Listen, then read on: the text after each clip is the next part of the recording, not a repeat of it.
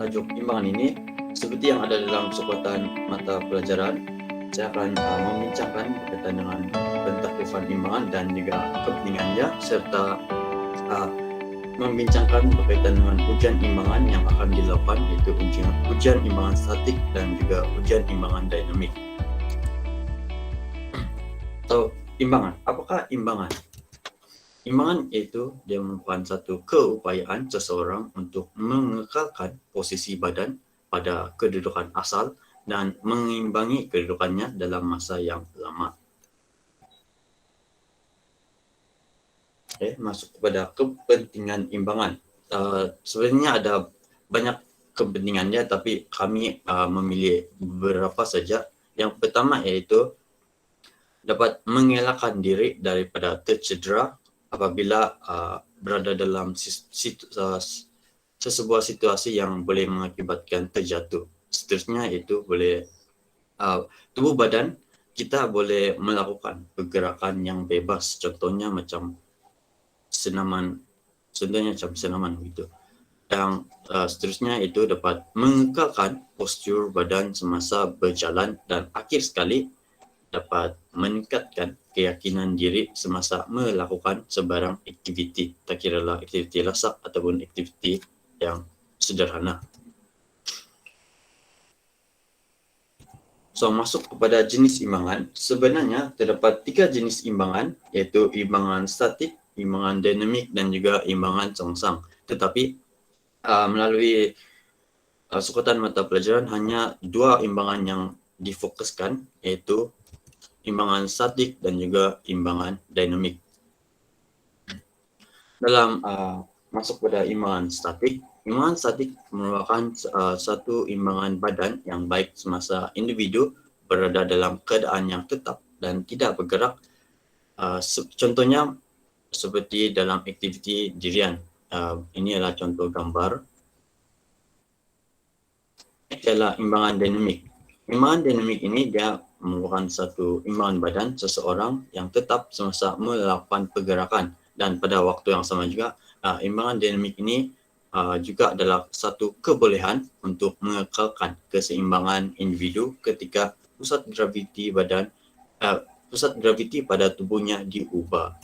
Okay, ini adalah contoh-contoh imbangan dinamik lah. So, beralih kepada ujian imbangan.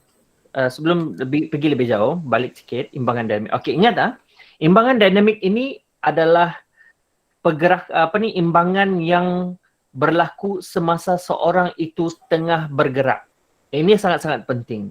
Okey, ini sangat-sangat penting di mana pergerakan itu memerlukan keseimbangan, di mana kebolehan seseorang itu untuk mengekalkan keseimbangan ketika pada pusat graviti itu tubuhnya berubah-ubah. Contoh berlari. Okey, kalau kita tengok dalam gambar dia, seseorang itu tengah menggelecek, badan mereng dan sebagainya ke kiri dan ke kanan. Yang satu lagi gambar perempuan ini dia tengah membuat dirian, lakuan dirian sebelah kaki dan sebagainya. So ini adalah imbangan dinamik yang mana imbangan itu perlu yang berlaku semasa melakukan pergerakan, di mana pusat graviti itu tidak tetap, berubah-ubah. Okay? Alright, carry on.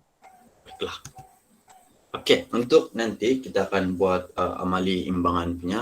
So, iaitu terdapat 2 ujian imbangan, iaitu ujian imbangan statik dan juga ujian imbangan dinamik. So, masuk pada ujian imbangan statik ataupun dirian imbangan statik. Ujian ini dilakukan bagi mengukur kebolehan pelajar untuk mengimbangi diri atas sebelah kaki secara statik, dan peralatan yang akan digunakan iaitu jam randik. Akhir sekali ini adalah prosedur dia di mana sebelah kaki dominan dan sebelah kaki di sisi lutut kaki yang dominan. Tangan di atas pinggang. Masa yang diambil iaitu selama 1 minit, dan setiap pelajar hanya diberikan percubaan selama 3 kali, dan antara 3 percubaan tersebut yang the best akan diambil. Untuk lebih faham, inilah gambar dia dan ini yang kita akan buat nanti. So next iaitu ujian imbangan dinamik. Bagi ujian imbangan dinamik, kita akan menggunakan jam randik, pita pelekat dan pita petanda.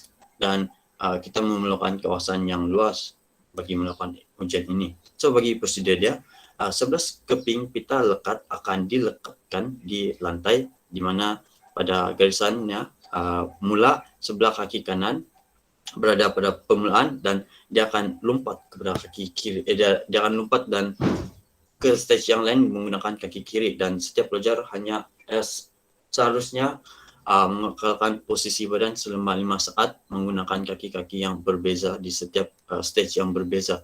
Untuk lebih faham, ini ialah gambar yang inilah gambaran yang kita akan buat nanti. Okey, itu ya Rusia, sekian. Okey, balik kepada yang ujian tadi tu, yang dinamik. Okey.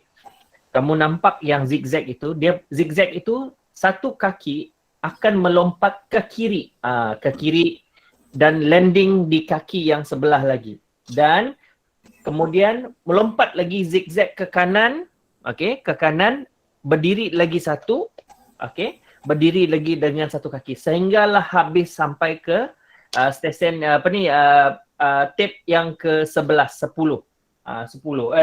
Yang ke-10. So setiap dirian-dirian itu maksimum adalah 5 saat.